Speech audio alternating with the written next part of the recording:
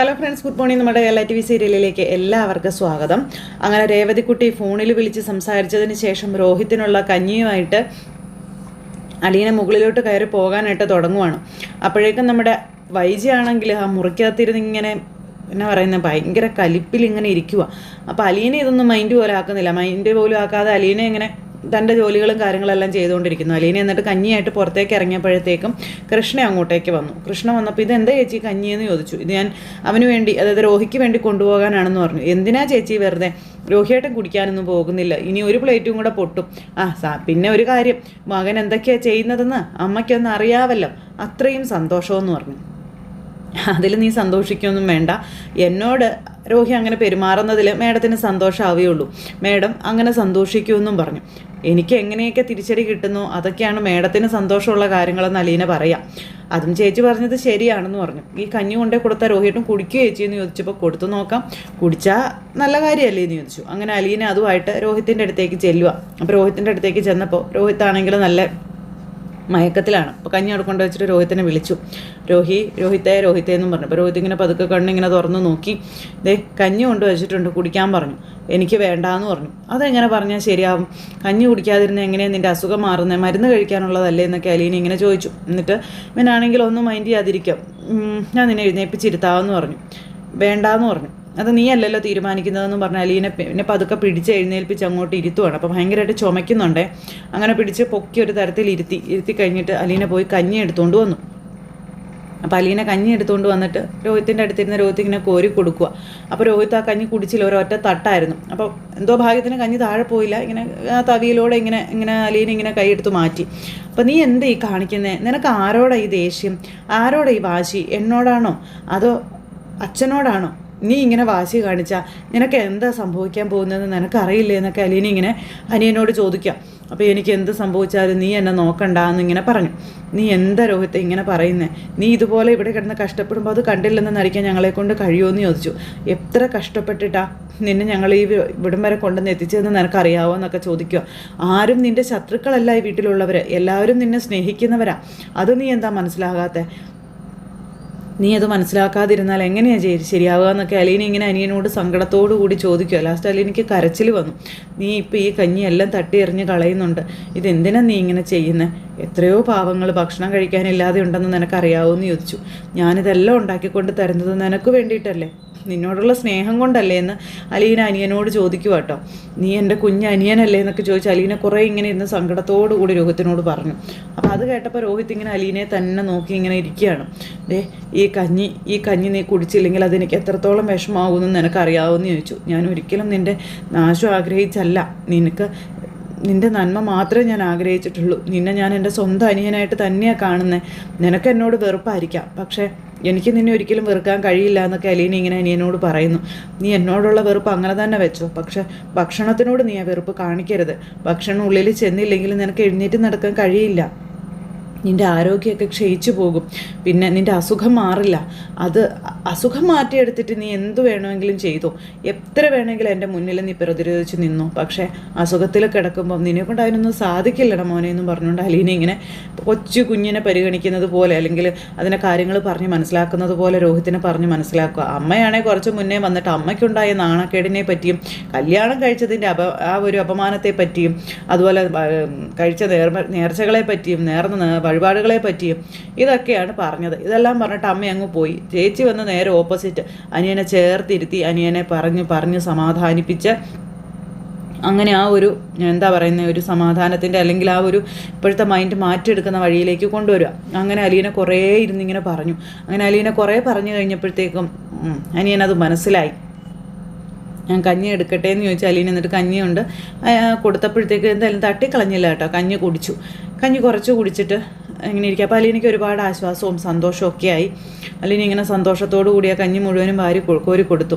അങ്ങനെ അതും കൊടുത്ത് മുഖമൊക്കെ തുടച്ച് പിന്നെ അവിടെ ഇരുന്ന മരുന്നൊക്കെ എടുത്ത് കൊടുത്ത് അങ്ങനെ എല്ലാം കഴിഞ്ഞ് അനിയനെ അവിടെ കിടത്തി. ഇനി മോൻ റെസ്റ്റ് എടുത്തോളാൻ പറഞ്ഞ് അലീന അവിടുന്ന് പോവുക. അങ്ങനെ അലീന പോകുമ്പോൾ അലീന ഇങ്ങനെ അനിയനെ തിരിഞ്ഞു നോക്കി, അനിയൻ അലീനെ ഇങ്ങനെ നോക്കി. അങ്ങനെ അവരങ്ങ് പോയി. അത് കഴിഞ്ഞ് അലീന താഴെ ചെന്ന് കഴിഞ്ഞപ്പോഴത്തേക്കും കൃഷ്ണ അലീനയോട് ചോദിച്ചു, പാത്രത്തിൽ കഞ്ഞിയൊക്കെ എന്ത് ചേച്ചി? കഞ്ഞിയൊക്കെ അവൻ കുടിച്ചെന്ന് പറഞ്ഞു. രോഹിതനും കഞ്ഞി കുടിച്ചോ? ഇതെന്തൊരു അത്ഭുതമാണ്, അതൊക്കെ ഒരു അത്ഭുതമാണെന്ന് പറഞ്ഞു. എന്തായാലും അമ്മയ്ക്ക് ഒരു ചാൻസ് ഉണ്ടായിരുന്നു, നഷ്ടപ്പെടുത്തി കളഞ്ഞല്ലോ ചേച്ചി എന്ന് പറഞ്ഞു. പലീനി ഒന്ന് ചിരിച്ചു. അമ്പടി കാന്താരി, ഇനി ആൾ കൊള്ളാവല്ലോ എന്ന് പറഞ്ഞു. നിനക്ക് കഴിക്കാനൊന്നും വേണ്ടേ? എനിക്ക് കഴിക്കാനൊക്കെ വേണം. അമ്മയ്ക്ക് എന്നാ ചേച്ചി കഴിക്കാൻ കൊടുക്കുന്നതെന്ന് ചോദിച്ചു. മേഡം, ഞാനുണ്ടാക്കിയത് വല്ലതും കഴിക്കോടി മോളെ? ആ കഴിച്ചതുവാ, അത് കഴിക്കില്ലെന്ന് ആരും ചേച്ചിക്ക് അറിയില്ലേന്ന് ചോദിച്ചു. എന്നെ കണ്ടാലാ മേഡത്തിന് ദേഷ്യം കൂടുതൽ. നീ ഒരു കാര്യം ചെയ്യാം, നീ ഇത് കൊണ്ടുപോയി കൊടുക്കാവോ എന്ന് ചോദിച്ചു. ഞാൻ കൊടുക്കണോ? കൊടുക്ക്, കഴിക്കുകയാണെങ്കിൽ കഴിക്കട്ടെ എന്ന് പറഞ്ഞു കേട്ടോ. അങ്ങനെ അതും പറഞ്ഞ് അലീന അടുക്കളയിലേക്ക് പോയി. ഈ സമയത്ത് നമ്മുടെ ബാലൻ പുറത്ത് പോയിട്ട് വീട്ടിലേക്ക് കയറി വരുമായിരുന്നു. അപ്പോഴത്തേക്കും അലീന ഒന്ന് വാതിൽ തുറന്നു കൊടുത്തു. അച്ഛനെ ഇത്രയും വൈകിയെന്ന് ചോദിച്ചു. ഓഡിറ്ററെ കാണാനുണ്ടായിരുന്നു, എല്ലാം കഴിഞ്ഞു വന്നപ്പോൾ കുറച്ച് നേരം വൈകിയെന്ന് ബാലൻ പറയുക. അച്ഛന് കഴിക്കാൻ എന്തെങ്കിലും എടുക്കട്ടെ എന്ന് ചോദിച്ചു. ഞാൻ പോയെന്ന് ഫ്രഷായിട്ട് വരാമെന്ന് പറഞ്ഞ് ബാലൻ മുകളിലേക്ക് കയറിപ്പോയി. പോയ ബാലൻ നേരം വന്ന നമ്മുടെ അതിഥി എവിടെയെന്ന് ചോദിച്ചു. അതിഥിയോ? വൈജ മേഡം അകത്തുണ്ടെന്ന് പറഞ്ഞു. ശരി എന്ന് പറഞ്ഞു ബാലനകത്തേക്ക് കയറിപ്പോയി. അവിടെ ചെന്ന് മകൻ്റെ റൂം തുറന്ന് മകനെ ഒന്ന് നോക്കി. അത് കഴിഞ്ഞപ്പോൾ റൂമിലേക്ക് പോയി ഡ്രസ്സൊക്കെ മാറി താഴേക്ക് ഇറങ്ങി വരും. ഈ സമയത്ത് നമ്മുടെ കൃഷ്ണ അമ്മയ്ക്ക് കഞ്ഞിയായിട്ട് അങ്ങോട്ടേക്ക് ചെന്നേക്കുമായിരുന്നു. അമ്മയെ കഞ്ഞി കുടിക്കാൻ പറഞ്ഞു. അമ്മ അന്നേരത്തേനും അവിടെ കിടന്ന് ഭദ്രകാളി തുള്ളുന്നതിനേക്കാളും ആവേശത്തിൽ ഉറഞ്ഞു തുള്ളിക്കൊണ്ടിരിക്കുക. അലീന ഉണ്ടാക്കിയ കഞ്ഞി വേണ്ടാന്നും പറഞ്ഞു. ഇവിടുന്ന് ഒരു തുള്ളി വെള്ളം പോലും കുടിക്കില്ലെന്നും പറഞ്ഞു. അമ്മ എന്തിനീ അഹങ്കാരം കാണിക്കുന്നത്? അമ്മ ആരോടെ ഈ പക കാണിക്കുന്നത്? ഭക്ഷണത്തിനോടാണോ അമ്മയുടെ അഹങ്കാരം എന്ന് കൃഷ്ണ ചോദിച്ചു. അപ്പോഴത്തേക്ക് ഒച്ചപ്പാട് കേട്ടുകൊണ്ട് ബബിത അങ്ങോട്ടേക്ക് വന്നു. ബബിത നോക്കുമ്പോൾ ഇളയ മോളും അമ്മയും കൂടെ രാമരാമ യുദ്ധമായിട്ട് അവിടെ അങ്ങനെ നിൽക്കുക. അന്നേരം നമ്മുടെ ബാലൻ മുകളിൽ നിന്ന് ഇറങ്ങി വരുവാണ്. വൈജ അവിടെ കിടന്ന് കസർത്ത് വാരും കേട്ടോ. അവളുണ്ടാക്കി ഒന്നും എനിക്ക് വേണ്ട, അവളുടെ ഔദാര്യം എനിക്ക് വേണ്ട, അങ്ങനെ വേണ്ട ഇങ്ങനെ വേണ്ട എന്നും പറഞ്ഞു. അങ്ങനെ അലീന ചേച്ചിയുടെ ഔദാര്യം വേണ്ടെന്നുണ്ടെങ്കിലേ ഇവിടെ പട്ടിണി കിടന്ന് അമ്മ മരിക്കേ ഉള്ളൂ. അല്ലെങ്കിൽ അമ്മയ്ക്ക് വല്ലതും വേണമെങ്കിൽ അമ്മ കയറി ഉണ്ടാക്കേണ്ടി വരുമെന്ന് പറയും. ഞാൻ പട്ടിണി കിടന്ന് ചത്താലും ശരിയടി, അവളുടെ ഒരു ഇതും എനിക്ക് വേണ്ടടി എന്നൊക്കെ പറഞ്ഞുകൊണ്ട് ഇങ്ങനെ ഒച്ച വയ്ക്കുന്നു. അപ്പോഴത്തേക്കും ബബിത വന്നിട്ട് അമ്മ എന്താ അമ്മ ഈ കാണിക്കുന്നത്? അമ്മ കഞ്ഞി കുടിക്കാമ്മയെന്ന് പറഞ്ഞുകൊണ്ട് ബബിതയും പറഞ്ഞു. മിണ്ടി പോകരുത്, എല്ലാ അവളുമാരും കൂടെ എൻ്റെ നേർക്ക് വന്നാലുണ്ടല്ലോ. ഞാൻ പറഞ്ഞല്ലോ, ഞാൻ ഈ വീട്ടിലേക്ക് വരേണ്ടവളല്ല, ഈ വീട്ടിലേക്ക് വരാൻ ഉദ്ദേശിച്ചവളും അല്ല, ഈ വീട്ടിൽ സ്ഥിരതാമസത്തിനും ഉദ്ദേശിക്കുന്നില്ല. അതുകൊണ്ട് തന്നെ ഇവിടുത്തെ ആരുടെ ഒന്നും എനിക്ക് വേണ്ട എന്നും പറഞ്ഞിങ്ങനെ വൈജ വലിയ ആൾ കളിക്കുന്നത് കേട്ടുകൊണ്ടാണ് നമ്മുടെ ബാലൻ അങ്ങ് ഇറങ്ങി വരുന്നത്. എന്താ കൃഷ്ണമോളെ ഇവിടെ എന്ന് ചോദിച്ചപ്പോഴത്തേക്കും വൈജയുടെ വായ അടഞ്ഞു. ബാലനെ കാണുമ്പോൾ വൈജയ്ക്ക് ഒരു പേടിയുണ്ട്. മുഖത്തോട് മുഖം നോക്കി നിൽക്കാൻ ഒരു ഭയം ഉണ്ട്. ഒന്നുമല്ല അച്ഛാ, അമ്മയോട് കഞ്ഞി കുടിക്കാൻ പറഞ്ഞിട്ടേ അമ്മ കുടിക്കുന്നില്ല എന്ന് പറഞ്ഞു. വേണ്ടാത്തവരുടെ വായിലേക്ക് കുത്തിക്കയറ്റി കൊടുക്കേണ്ട ആവശ്യമുണ്ടോ? വിശപ്പുണ്ടെങ്കിൽ താനെ കഴിച്ചോളും. പിന്നെ ഈ വീട്ടിൽ നിന്ന് കഴിക്കാൻ അറപ്പും വെറുപ്പൊക്കെ ഉള്ളവർ കഴിക്കാതിരിക്കുന്നതാണ് നല്ലത്. അത്രയും ലാഭം ഉണ്ടാവുമല്ലോ. അത്ര അരി കുറച്ചിട്ടാ പോരാ, അലീനയ്ക്കാണ് അതിൻ്റെ ലാഭം. അലീന അത്രയും കുറച്ച് കഷ്ടപ്പെട്ടാൽ മതിയല്ലോ എന്ന് നമ്മുടെ ബാലൻ ഇങ്ങനെ പറയാം. അപ്പോഴത്തേക്കും വൈജി ഇങ്ങനെ കുറുക്കത്തിയെ പോലെ ഇങ്ങനെ കണ്ണും താത്തി പിടിച്ച് ഇങ്ങനെ നിൽക്കുക കേട്ടോ, കണ്ണുവിട്ട് നോക്കിക്കൊണ്ട്. അപ്പോഴേക്കും അമ്മ ഇതൊന്ന് കഴിക്കമ്മയെന്ന് പറഞ്ഞു. എനിക്ക് വേണ്ടെന്നടി പറഞ്ഞതൊന്ന് കൃഷ്ണ നീ ഇങ്ങ് പോരെ എന്നും പറഞ്ഞ് അച്ഛൻ അന്നേരം കൃഷ്ണയെ വിളിച്ചു. കൃഷ്ണ അന്നേരം ഇങ്ങ് പോന്നു. ഇത് എന്തൊരു ജന്മോ ഇത് എന്നും പറഞ്ഞ് കൃഷ്ണ ഇങ്ങ് ഇറങ്ങി പോരുക. അത് കഴിഞ്ഞപ്പോഴത്തേക്ക് അലീന എല്ലാവർക്കും കഴിക്കാനുള്ള ഫുഡും കാര്യങ്ങളെല്ലാം കൊണ്ടുവന്ന് ഡൈനിങ് ടേബിളിൽ വെച്ചു. വൈദ്യാണെങ്കിൽ മുറിയിൽ വെള്ളം ഇറക്കിക്കൊണ്ട് ഇങ്ങനെ ഇരിക്കുക. പുള്ളിക്കാരിക്ക് വിശക്കുന്നുണ്ട്, പക്ഷെ കഴിക്കാൻ പറ്റില്ലല്ലോ. അഭിമാനം അതിന് സമ്മതിക്കുന്നില്ല. ദുരഭിമാനമായി കൊണ്ടിങ്ങനെ അതവിടെ ഇങ്ങനെ ഇരുന്ന് പോയി ആ സാധനം. അത് കഴിഞ്ഞപ്പോഴത്തേക്കും ബാലനും അതുപോലെ കൃഷ്ണയും ബബിതയും എല്ലാവരും കൂടെ ഡൈനിങ് ടേബിളിൽ വന്നിരുന്ന് ഭക്ഷണം കഴിച്ചു. ബാലൻ അന്നേരം രോഹിത്തിന് ഫുഡ് കൊടുത്തോ എന്ന് അലീനയോട് ചോദിച്ചു. കൊടുത്തു അച്ഛാ, രോഹിത്തിന് കഞ്ഞി കൊടുത്തു. രോഹിത് കഞ്ഞി കുടിച്ചെന്ന് പറഞ്ഞു.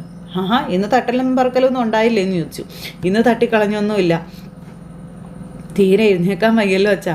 അപ്പോൾ ഭക്ഷണം അകത്ത് എന്നില്ലെന്നുണ്ടെങ്കിൽ നമ്മളോട് എല്ലാവരോടും ചേർത്ത് നിൽക്കാൻ കഴിയില്ല എന്ന് ഞാൻ പറഞ്ഞു. അത് കേട്ടപ്പോൾ അവൻ കഴിച്ചെന്ന് അലീന ഇങ്ങനെ അച്ഛനോട് പറയുക. അതേതായാലും നന്നായെന്ന് നേരത്തേക്ക് നമ്മുടെ ബാലൻ പറയുകയും ചെയ്തു. അങ്ങനെ ഈ കാര്യമെല്ലാം സംസാരിച്ച് അലീന ഉണ്ടാക്കി കൊടുത്ത ഭക്ഷണം കഴിച്ച് ഇവരിയ്ക്കുമ്പോൾ ബാലൻ ആരാ പൊന്നുമോൻ പൈജയെ ചൊറിയാൻ കിട്ടുന്ന അവസരം ഒന്നും വെറുതെ വിടത്തില്ലല്ലോ. ഇതെന്താ ഇന്നത്തെ കറികൾക്കൊക്കെ എത്ര ടേസ്റ്റ് എന്നൊക്കെ പറഞ്ഞുകൊണ്ട് നിന്ന് വാരിക്കൊണ്ടിരിക്കുക കേട്ടോ. പുള്ളിക്കാരി ഇതെല്ലാം അകത്തിരുന്ന് കാണുകയാണ്. അങ്ങനെ മധുരപ്രതികാരം എന്നൊക്കെ പറയില്ലേ, വൈജ വന്ന് കയറിയപ്പോൾ തൊട്ട് ബാലൻ തുടങ്ങി തൻ്റെ പ്രതികാരം. ബാലൻ്റെ പ്രവർത്തികളിൽ ബാലൻ്റെ മുഖത്ത് പോലും നോക്കാൻ പറ്റാതെ നാറി വെളുത്തി ഇങ്ങനെ ബാലനിൽ നിന്ന് ഒളിച്ചോടി നിൽക്കുകയാണ് നമ്മുടെ വൈജ. ബാലൻ്റെ മുഖത്ത് നോക്കുന്നില്ല, ബാലനോട് സംസാരിക്കുന്നില്ല. ബാലൻ്റെ മുന്നിൽ നിൽക്കാൻ പേടിച്ച് വിറച്ച അവിടെ വീട്ടിൽ നിൽക്കുന്ന വൈജ. അലീനെ കാണുമ്പോൾ മാത്രം മുഖം അങ്ങനെ ഉമ്മൊന്നും പറഞ്ഞാകും. പിള്ളേരെ എന്തെങ്കിലും സംസാരിച്ചാൽ പിള്ളേരെ കഴിച്ച് കീറാൻ ചെല്ലും. അപ്പോൾ അങ്ങനെയൊക്കെയുള്ളൊരു സിറ്റുവേഷനും കാര്യങ്ങളും ഇതിൽ കൂടുതൽ വിശേഷങ്ങളും ഒക്കെ ആയിട്ടാണ് നമ്മുടെ ഇന്നത്തെ കഥ വരുന്നത്. എന്തായാലും വലിയൊരു തടസ്സം ഉണ്ടായിരുന്നു അലീനയുടെയും രോഹിത്തിൻ്റെയും ഇടയിൽ. ആ മഞ്ഞുമല അത് ഉരുകി വീണിരിക്കുന്നു. ഈ ചേച്ചിയെ നമ്മുടെ അനിയൻകുട്ടൻ അംഗീകരിച്ചിരിക്കുന്നു അല്ലെങ്കിൽ ഏറ്റെടുത്തിരിക്കുന്നു എന്നുള്ളതിൻ്റെ ഒരു സൂചനയാണ് ഇന്ന് അലീന പറഞ്ഞത് കേട്ട് ആ കഞ്ഞിയൊക്കെ കുടിച്ചത്. ഇനിയിപ്പോൾ എന്തായാലും അലീനയ്ക്ക് സപ്പോർട്ടായിട്ട് ആ വീട്ടിൽ എല്ലാവരും ഉണ്ട്. ബബിതയും കൂടി കുറച്ചുകൂടി മാറിക്കഴിഞ്ഞാൽ എല്ലാം സെറ്റായി. വൈജ ഒറ്റപ്പെട്ടു പോകുന്നു. വൈജയ്ക്ക് ആരും ഇല്ലാതാകുന്ന ഒരു സിറ്റുവേഷനും കാര്യങ്ങളും. അപ്പോഴും വൈജ നന്നാവാനോ അല്ലെങ്കിൽ വൈജയുടെ സ്വഭാവം മാറ്റാനോ വൈജ തയ്യാറാകാതെ ഇങ്ങനെ നിൽക്കുന്നു. അപ്പോൾ അങ്ങനെയൊക്കെ ഒരു സിറ്റുവേഷനും കാര്യങ്ങളും ഒക്കെ കൂട്ടിയിണക്കിക്കൊണ്ട് നമ്മുടെ കഥ വരുന്നുണ്ട്. അപ്പോൾ ആരും മിസ് ചെയ്ത് കളയരുത്. എല്ലാവരും കാത്തിരുന്ന് കാണണം കേട്ടോ. എല്ലാവർക്കും നല്ലൊരു ദിവസം ആശംസിക്കുകയാണേ. എല്ലാവരും തരുന്ന സപ്പോർട്ടിനും സ്നേഹത്തിനും ഒത്തിരി നന്ദി ഹൃദയത്തിൻ്റെ ഭാഷയിൽ അറിയിക്കുന്നു. അടുത്ത സൂപ്പർ ഹിറ്റ് കഥമേ കാണുന്നത് വരെ എല്ലാവർക്കും നന്ദി. See you again. Take care. Bye bye. Tata.